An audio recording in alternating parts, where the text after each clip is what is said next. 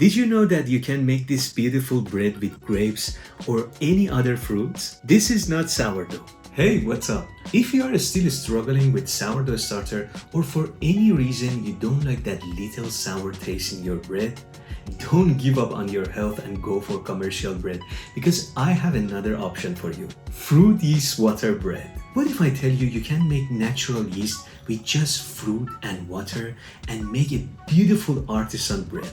The process also is easier and faster than making sourdough starter. So let's get into this, shall we?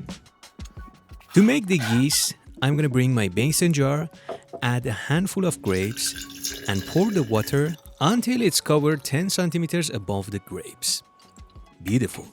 Then put the lid, shake it a bit, and let it sit on the counter for 1 day.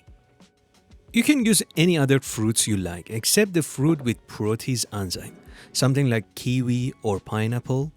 These are the fruits that we use as a tenderizer. That's why they destroy the protein and affect the gluten development.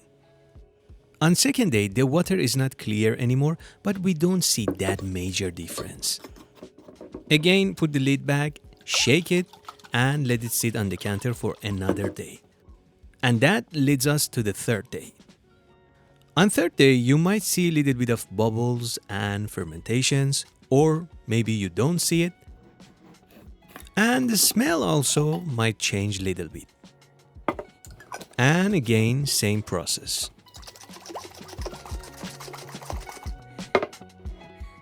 Magically, on fourth day, finally, we reach to the point. A fizzy water full of bubbles and fermentation. You need to hear this sound and this sound.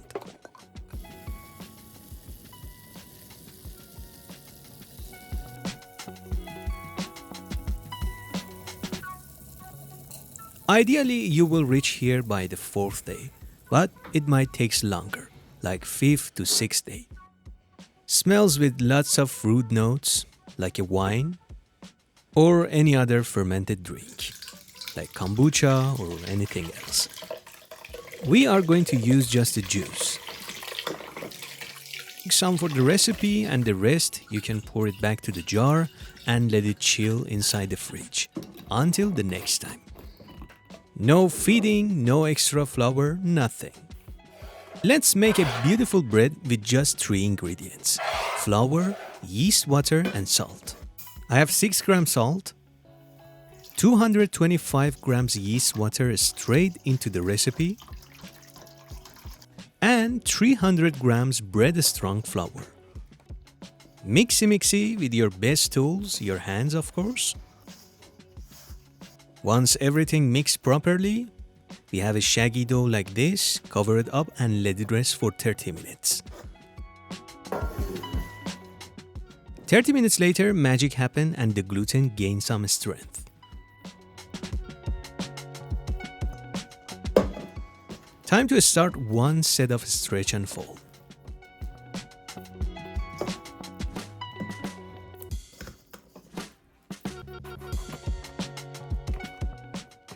Grab the dough a couple of times, lift it up, and try to round it up inside the bowl. Rest for another 30 minutes. 30 minutes later, I'm gonna do another set of stretch and fold. Of course, with wet hands.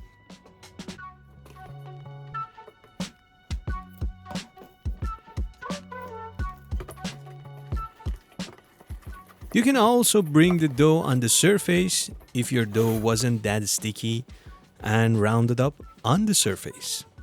It's easier, right? Into the bowl, cover it up and let it rest, this time for 45 minutes. 45 minutes later, time to start one set of coil fold, of course with wet hands. Go under the dough, lift it up and fold it back. For better monitoring the fermentation, I'm going to change the bowl to a smaller size and let it rest for another 45 minutes.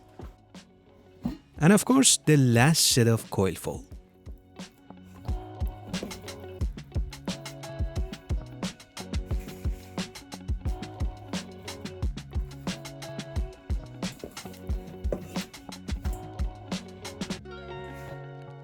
In 28 degrees Celsius, this dough gonna finish its ball fermentation for 2 hours or a little bit more.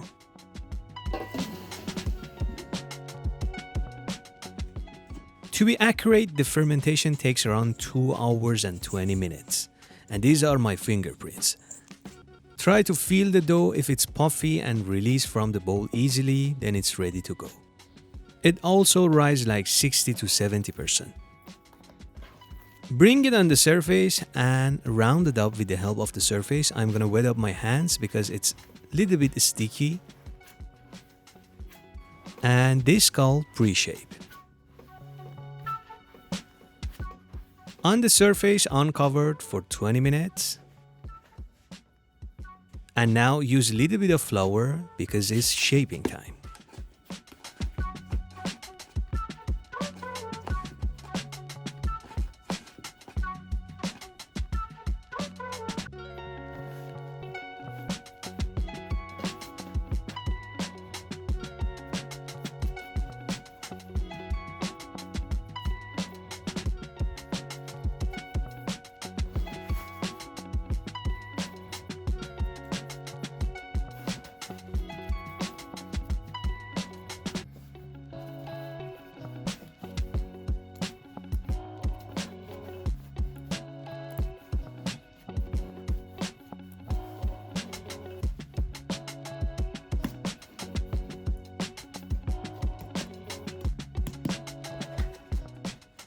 Into the banneton, let it rest on the counter for 20 minutes, then into the fridge, let it proof overnight.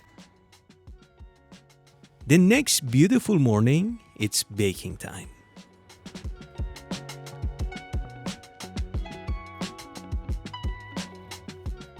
On a baking paper, score it confidently. 1 deep good score.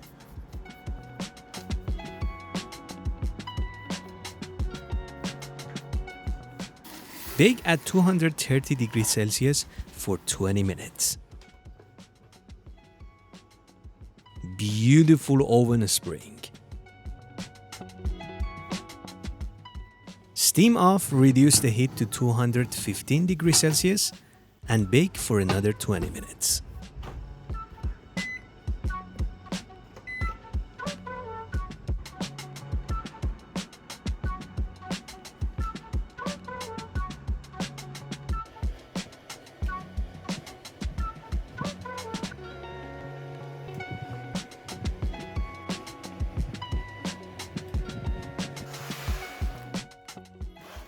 Let's see what we got inside.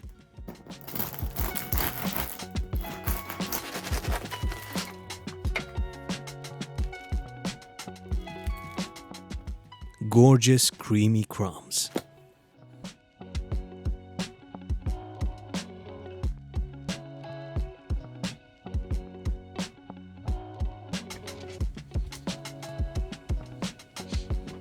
Definitely the fruit doesn't affect the smell. Let's try it to see how it tastes.